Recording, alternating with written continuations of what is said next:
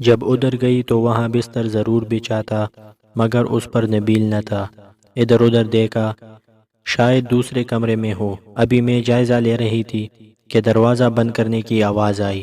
وہ شخص جو مجھے لایا تھا دروازہ بند کر چکا تھا۔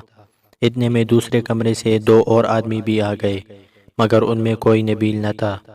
میں نے پوچھا نبیل کہاں ہے؟ ان میں سے ایک بولا، اسے بھول جاؤ، وہ دریا میں ڈوب چکا ہے، اب ہم ہیں تمہارے نبیل۔ اس کے بعد اپنی بدنامی کا صحرا میرے ہی سر ہے۔ نہ میں نادانی میں محبت کر دی اور نہ اپنا سب کچھ لٹا کر اپنی زندگی برباد کر دی۔ یہ ان دنوں کی بات ہے کہ جب ہمارے گھر کے سامنے والا مکان خالی تھا اور مالک مکان کسی مختصر فیملی کی تلاش میں تھا۔ جلد ہی اس کو کرایہ دار مل گیا۔ یہ کرایہ دار نبیل نامی نوجوان لڑکا تھا۔ وہ نزدیکی گاؤں سے پڑھنے کے لیے شہر آیا تھا۔ وہ سارا دن باہر رہتا اور رات کو گھر آ کر پڑھائی میں مشغول ہو جاتا۔ جلد ہی پاس پڑوس والوں نے محسوس کیا کہ اس کی طبیعت خراب ہوتی جاتی ہے۔ جب وہ گاؤں سے آیا تھا سرخ و سفید اور صحت مند تھا، بعد میں رنگ پیلی پڑنے لگی اور دبلا بھی ہوتا گیا۔ ایک دن والد صاحب کو گلی میں ملا، انہوں نے پوچھا، نبیل بیٹے تمہیں کیا ہوا ہے؟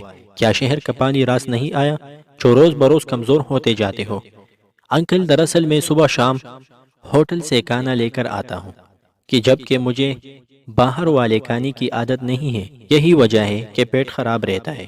والد صاحب بولے، بیٹا اگر تم چاہو تو کھانا ہمارے گھر سے کھا لیا کرو۔ طالب علموں کا بھی معاشرے پر حق ہوتا ہے۔ کھانا تو روز پکتا ہے، ایک آدمی کا اس میں سے نکل جائے تو کیا فرق پڑتا ہے؟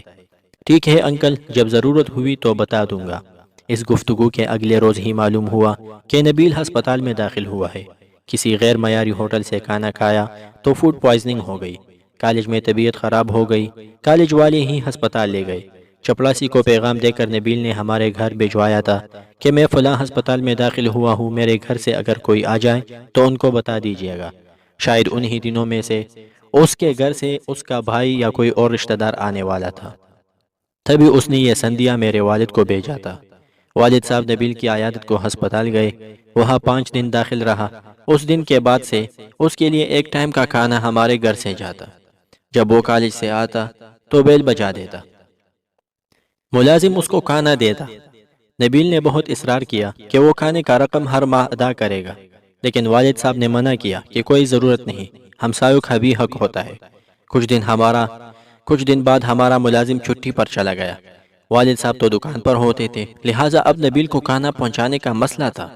میرا بھائی دبئی میں تھا اور گھر میں ایک چھوٹی بہن تھی جو مجھ سے صرف 2 سال چھوٹی تھی۔ اس نے تو صاف انکار کر دیا کہ وہ کھانا پہنچانے نبیل کے گھر نہیں جائے گی، اور والدہ نہیں چاہتی تھی کہ نبیل روزانہ ہمارے گھر کھانا کھانے کے لیے آئے، کیونکہ اس طرح سے لوگوں کو باتیں بنانے کا موقع مل جاتا۔ ابھی اس کا یہی حال تھا کہ جب وہ کالج سے آتا، بیل دے کر دروازے پر کھڑا رہتا اور کھانا لے کر اپنے گھر چلا جاتا۔ کھانا کھانے کے بعد دوبارہ برتن دینے آتا، بیل دیتا اور ہم برتن لے لیتے۔